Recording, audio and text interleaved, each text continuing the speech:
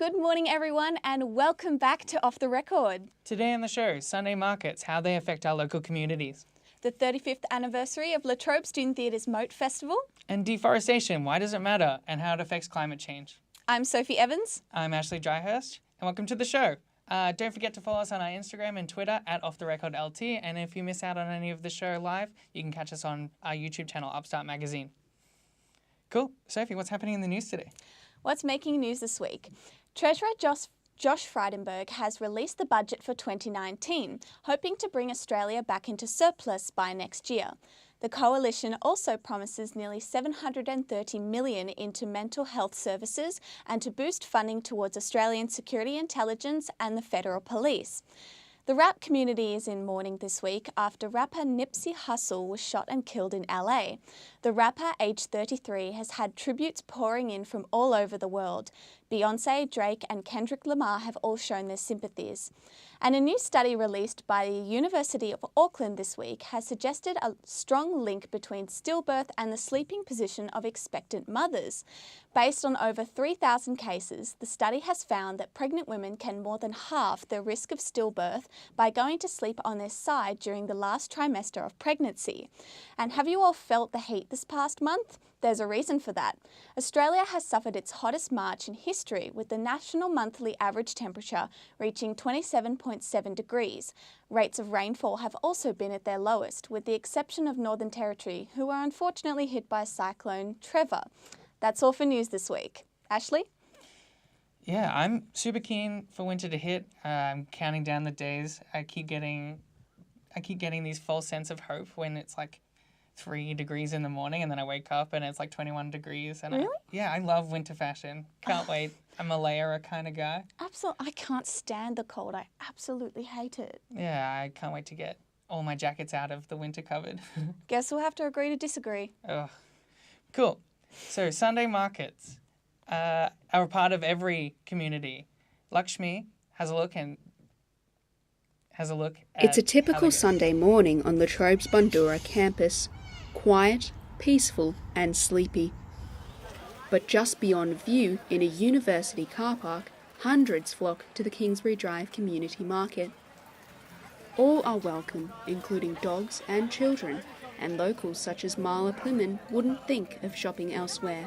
You're supporting local people, it's cheaper, it's more sustainable, there's not a lot of packaging.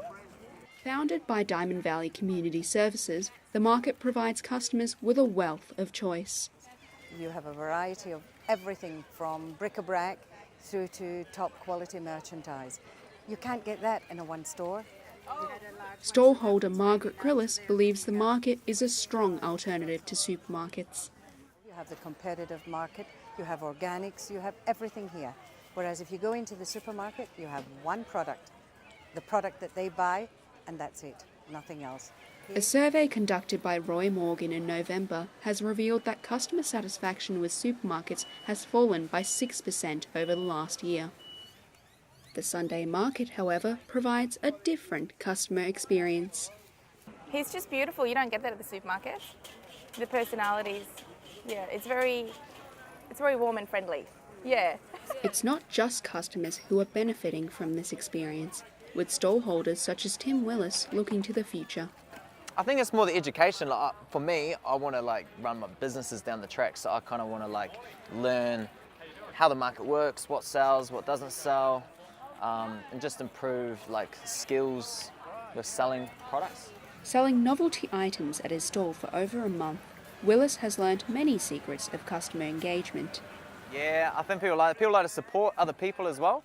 We've had a lot of people just come in because they want to support us, help us out. But also we want to help them as well. And I think it's about giving back and making sure everyone's really happy. In an effort to put customers first, major supermarkets have banned single-use plastic bags. But despite showing concern for the environment, locals still feel that supermarkets are missing something vital. I think the number one thing is just getting the relationships. Being, super happy, super chilled. And we get a lot of people because we just want to have a good time. Although major supermarkets are improving their efforts towards sustainability, the Sunday market remains a staple of the community. This is Lakshmi Ganapathy for Off the Record. Well, I don't know about you, but I love the Sunday markets. I'm a huge trinket collector. So I think the Sunday markets is perfect for that. I like having a look, taking a poke at all the stalls. I suddenly become a foodie when it comes to Sunday markets. I'm always there for the food and like the little like testers where you can like test the olive oils. Absolute sucker for those. Yeah, me too, actually. I'm a huge Dagwood dog. I'm not sure if you call them Dagwood dogs down here, or Pluto pups, or corn dogs. No, give me a good corn dog and I'll be happy. Now it's time for our sports segment with Jack and Tom. Hey guys, how you going? Yeah, good, man. Well, this week in sports is going to be a little bit different. We're going to be talking about the AFL because a couple of weeks ago there was a massive brawl that broke out between Carlton and Richmond fans. So we heard. Yeah, it was. I think it was all over the news. There was clips of it, but I'm not the expert this week. So here to talk about it more, we have Thomas Grattan. Thanks for having me, guys. How you going? Yeah, good, man. Good, thanks. So could you talk about what exactly went down that night? Well, on the night in question at the Carlton and Richmond game, there was actually a brawl, right, between a few Carlton and Richmond fans, right, and it was actually quite violent, right.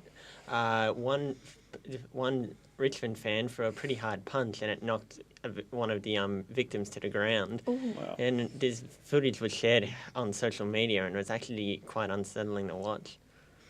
What did the AFL do to sort of respond to Well, this? thankfully, in the wake of such an ugly vision, the AFL responded quickly.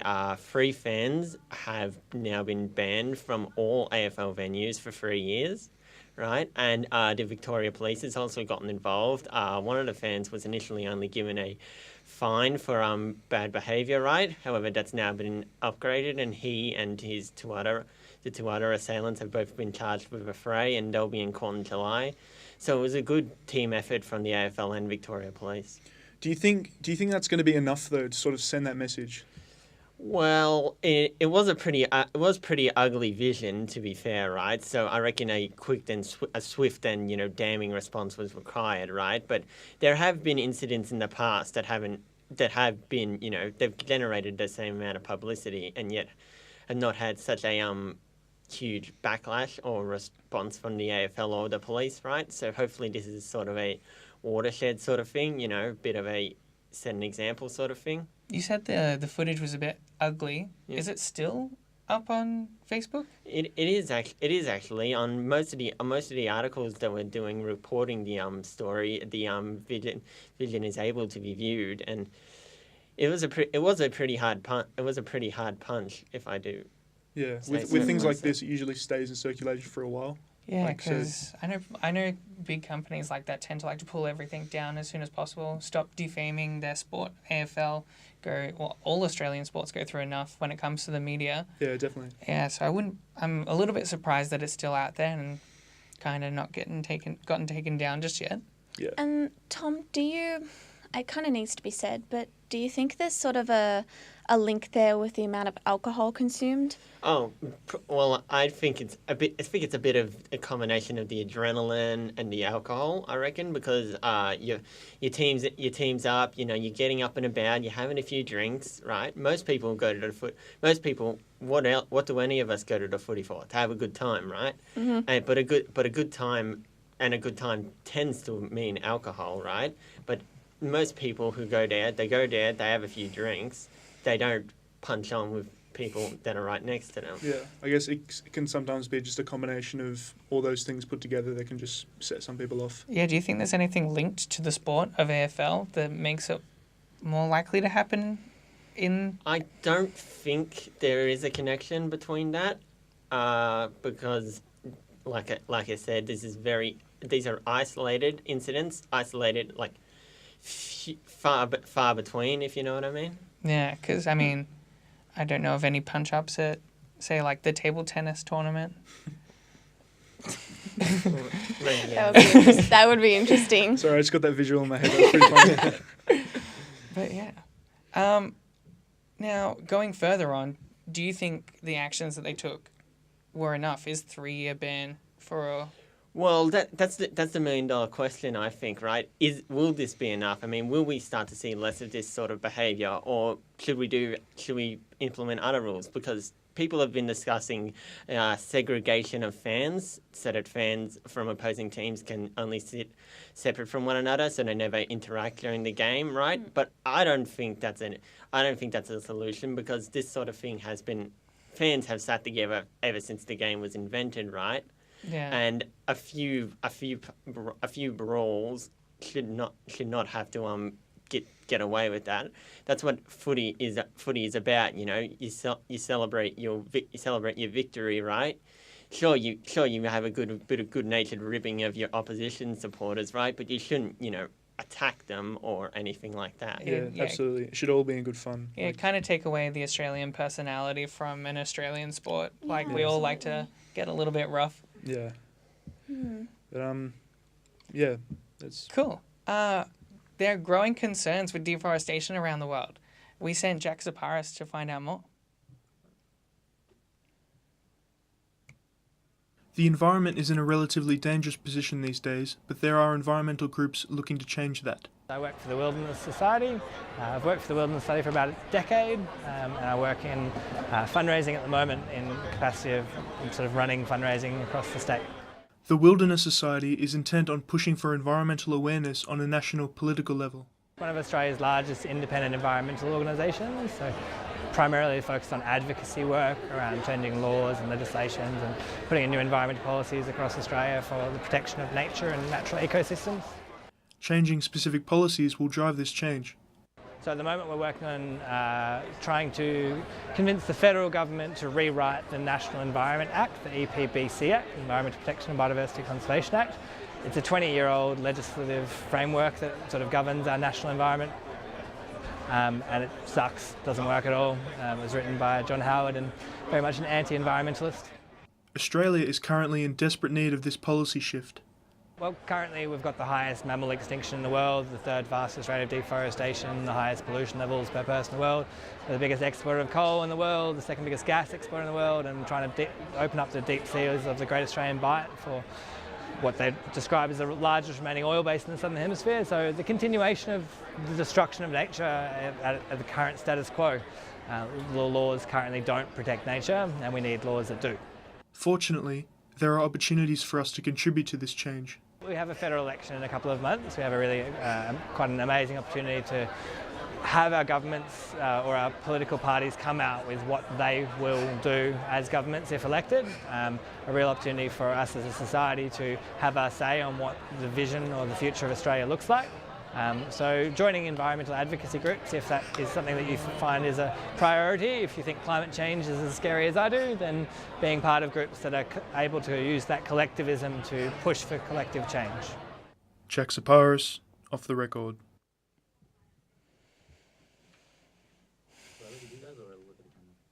Thanks so much for that, Jack. It's a really good cause, and I think we've really got to look after the planet that we're on. We're going to be here for a while. And I think just the high temperatures of March are kind of like proof that things are changing. And if growing forests again means that I can wear my jackets a little bit earlier. Okay. Cool. So all clubs at uni are important, and it's an important part of social life at university. We're joined by Tom Henskins, president of the Latrobe Tennis Club. Hello. Welcome. Thank you. Cool. So just quickly, can you describe what your role as president of the tennis club involves? Yeah, it actually involves quite a lot. So I'm pretty much a co-founder of the club. So the club didn't exist back in 2015. So me and a mate sort of started it up in 2016. And so this is my fourth year now. So I pretty much know how everything runs. As a president, you really have to deal with, trying to manage we've got about 100 members each year now, so trying to, keep everyone happy. But then also being able to manage the committee as well is actually quite a hard job for me to do. It's something that I've had to learn pretty quickly. Yeah, you said that you started the club 4 years ago. Was there not a tennis club beforehand? Not really. I mean, there was, but it was like, sort of one casual hit every week and 3 people turned up. Which, for tennis, which is such a, worldwide sport, so many people play it, it was kind of depressing to be a part of it that year. So that's why we came together and tried to make something happen. A little bit big, and clearly it's successful with 100 people. Yeah, it really has, yeah. No, that's awesome, man. Were you interested in tennis before joining the club? Yeah, I've it's kind of not embarrassing, but I've been playing tennis for about, I think, 18 years now. So yeah, I started when I was 5 years old, and then I sort of carried through the whole time. So yeah. Yeah, awesome, man. Why do you think it's important that students should join clubs at uni? I think I graduated last year, but in the quite a few years that I was here at uni, I think the best experiences that I had weren't actually with my course or doing subjects or anything. It was in the clubs that I was a part of, and I think that's just it's really interesting and amazing to be a part of a club where everyone is sort of the same age and they're all the same stage of life. Because you don't really get that on the outside world. Once you leave uni, you're sort of amongst everybody else, whereas here, you're a part of 30,000 people that are all sort of between the age of 18 and 25 sort of thing. Yeah. Can anyone join the tennis club? Yeah, they can. We have a few people like myself. I'm technically not at the uni anymore, so a lot of people that are like past alumni join. In the past, we've had a few people that are just from the public that have come down to join. And especially with skill levels as well. Like, a lot of people sort of get freaked out if they have never played tennis before. Whereas we try and cater to every single skill level and every type of person. So we have many different sort of activities and coaching and sort of social events to make it really worthwhile for everybody that joins. And what would you say to those, new first years who've just come to uni and are kind of a bit nervous about joining clubs? There's so many to choose from. Yeah, it is. I remember from orientation week, there was 60 or so clubs. They're all trying to force people to join, and in the end, a lot of people just don't join up at all. Which I think if you go through all of uni without really doing as much as you can, sort of co-curricular, you really regret it. Because like I said before, once you leave, you're never going to get that experience again of being with so many people around the same stage of life. So you really just got to go out there and at least try it because, you're not going to get that opportunity again. Yeah, I must admit I've really enjoyed the clubs that I've joined at La Trobe. Some of my closest friends since starting at La Trobe are from the club, not from my subject courses and stuff like that. And they come from all flavours of life. Yeah, it's amazing. You got physios, you got people who work in computer science, you got us that work in journalism and media, and we all come together and just play games that we love. Yeah, and it is amazing. It's kind of amazing. United by sport. Yeah. Now you said different skill levels. You don't have to have ever played a game of tennis in your life to join the club. No, definitely not. We have one of our partners is a company called University Tennis Academy, which is these two guys that literally started coaching specifically for uni students. And they run all the coaching, which is pretty much for all beginners. And so what we try to do is we try to mix everyone in together. So for all the beginners, we have coaching on while there's a sort of casual hit for everybody else so that everyone sort of, mingles together. And then, and that's, I think the coaching here is probably one of the cheapest in Melbourne as well, because tennis coaching is traditionally quite expensive. Yeah. Thank you so much for spending time with us this morning, Thanks. Tom. Thank you. Speaking of clubs, the 35th anniversary Moat Theatre Festival has recently finished up. Lewis Freeman spoke with the artistic director, Bob Pavlich. According to Shakespeare, all the world's a stage.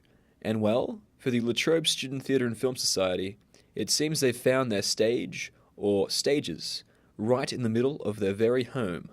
And that's a place that has continued to be the heart of their annual Moat Festival for the past 35 years. The Moat Festival is a festival of student performance, mainly, that's been running for 35 years on campus. This year it featured 5 different performances, but sometimes in years past it's featured up to maybe 8. There's sometimes a film component, sometimes a dance component. It's really a big cultural festival, I guess, of performance activity. The festival started from a group of interested students 35 years ago as a way probably of showcasing the Moat Theatre, which had been newly constructed, I think. So initially the festival was over two consecutive Sundays. It was entirely in the Moat Theatre, and it was just a way of showing off this newly built venue. All the judge thinks of is his law. Everything he does is measured by the law, and when he gets through measuring, there is nothing left to measure. That's silly. It's a fact. It's nonsense. Where a moat is usually there to divide and keep people out, this moat will always be here to unify, whether it's performers together on stage or theatregoers together in seats. The Moat Festival always finds a way to bring people together. Students really want to use the Moat to present their own work, their own ideas, plays they've wanted to do for a long time. They'll come to us and they'll ask that to be part of the Moat. But yeah, there always has to be student enthusiasm, and there always is. Despite the age of this festival, it's still just as young and vibrant as the day it came about, thanks to the ongoing support from its diverse cast of characters that includes a mixture of current and new students, staff, and alumni. This is a terrific community to be part of. That if you are part of it, you will meet lots of people, you'll be involved in some fantastic projects, and you'll get lots of experience in the performing arts. The curtains may be closing for the Moat Festival, but that doesn't mean that the year is over just yet for La Trobe Student Theatre and Film. We have the 24-hour play project, which is on in April, which is 24 hours where students get together in small groups and write and rehearse a play and then perform it the following evening. That's the next thing. We also have a big cabaret at the end of semester. We've got auditions for that coming up. And we also have auditions for our second semester projects, which is short works, short student-written plays, and Activate, about 4 or 5 full-length plays. For details on how to get involved in their upcoming events, check out the La Trobe Student Theatre and Film Facebook page or their website. This was Lewis Freeman, reporting for Off the Record. Sophie, did I just see you up on... Yes, I was in a couple of those stills. I was actually a cast member of Vernon Godlittle, one of the productions as part of the Moat Theatre Festival. What was it like? We performed in the outside amphitheatre. There was a little bit of footage there. It got very cold at night and we were sort of on stage all the time, but it was a really unique experience as a performer, and I've grown to love the club so much since I joined. Definitely coming back. You looking at doing something soon? Absolutely. I'm really interested in doing short works a bit later this year, so maybe you might see me. Get that blood pumping. Yep. Now, we're going to head over to the Culture Corner where we discuss a few topics that's happening in music. Hey guys, welcome back to the Culture Corner. I'm Atheos. I'm Dorito. And we bring you pop culture news and game reviews. Iggy Azalea has just released a video for her new comeback single, Sally Walker. Unfortunately, in the past, Iggy Azalea has got a lot of flack, especially in the music industry over in America. The type of music, hip-hop, has often been really directed by the black community in America. Not quite fitting in, she's had a lot of trouble making success, often getting bullied by some of the people within the industry. Iggy Azalea even admitting having some suicidal thoughts during this period of bullying. She spoke about it with Jay Cruz on The Cruz Show. Were you feeling suicidal? Kinda, sometimes I did. Sometimes I would drive through the canyons to get to my horses and I'd be like, what if I just kept driving off the canyon? Sometimes I would feel like that. And this sort of bullying unfortunately even led Iggy Azalea to stop actually working on her previous project, Digital Distortion, which was an album that was meant to release a couple of years ago. I really think that she shouldn't get as much of the flack that she gets. She's actually an incredible artist. She directs a lot of her music videos and it shows with the storytelling. It's quite amazing. If you go and watch her videos, she's much more visual than other artists. In light of HBO's most recent documentary special, Leaving Neverland, there's been some controversy surrounding Michael Jackson and his music legacy. With multiple sexual abuse charges coming from the singer's past, a lot of radio stations are now removing Michael Jackson's music from their play library. Canadian and New Zealand radio stations have stripped all Michael Jackson from their music stream. However, within Australia, the only station so far that has done it is Smooth FM. The Australian radio network is waiting for a response from their listeners whether or not they should take any further action. When it comes to my opinion on this, I want to think further into how many people had control over the music. Yeah, because stripping music on one person, if they were the sole owner of it, it's the right idea. But often there's more than one person profiting, like more than one life that relies on the money that comes from... Yeah, the production company, the sound mixer, the producer of the album, all that kind of stuff. Yeah. Over the weekend, John Mayer just finished the Australian part of his world tour. His world tour follows the release of 2 new singles, New Light and I Guess I Just Feel Like. and this tour is considered by many of his fans as a comeback tour. Yeah, John hasn't released any music for the past 3 years, and he hasn't even been to Australia for 5 years. I myself actually went to the Melbourne show recently, and I can safely say that John amazed everyone. He blew everyone away. His guitar solos are awesome. He has not lost it, ladies and gentlemen. He is still with it. He has done amazing. It was a beautiful sight to see. Yeah, he's always been a total spunk. Me personally, not my type of music, but when you hear him on the radio, it's really hard to switch it off.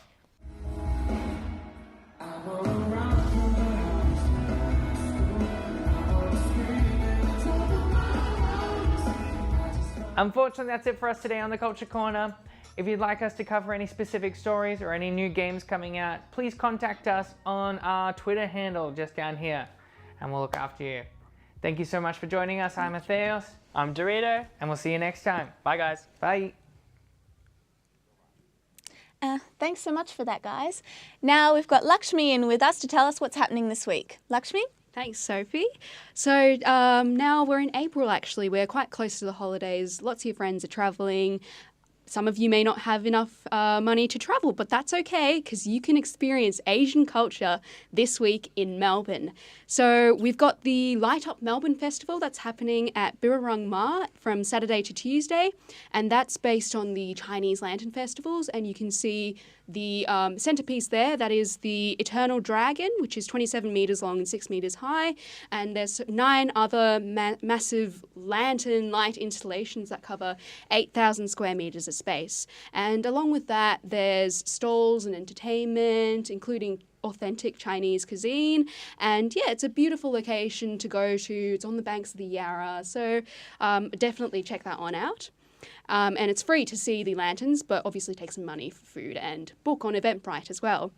And the next event that we have also is the Taste of Malaysia. Now that's organised by the Malaysian Students' Council of Australia. It's a one day that's going to share and celebrate Malaysian culture. So that's happening at the Queen Victoria Market this Sunday from 9 to 4, and you can sample authentic Malaysian cuisine, cultural performances, a sack race actually. There's a sack race, traditional fashion parade, and of course a lion dance. And so that's free admission, but you have to book on Eventbrite and check out the website for more information. Maybe we might see some really cool photos of the lanterns on social media. Oh, yes. They're definitely really impressive. Again, over 8,000 square metres of lanterns. So that's really going to be quite... Got to put that on your Instagram, actually. Yeah. Great Instagram I'm just bringing the Instagram content, yeah. Social media. Now, going back to the Vic Market, the Malaysian Student Council of Australia celebrating Malaysian culture. Yeah. How important do you think that is?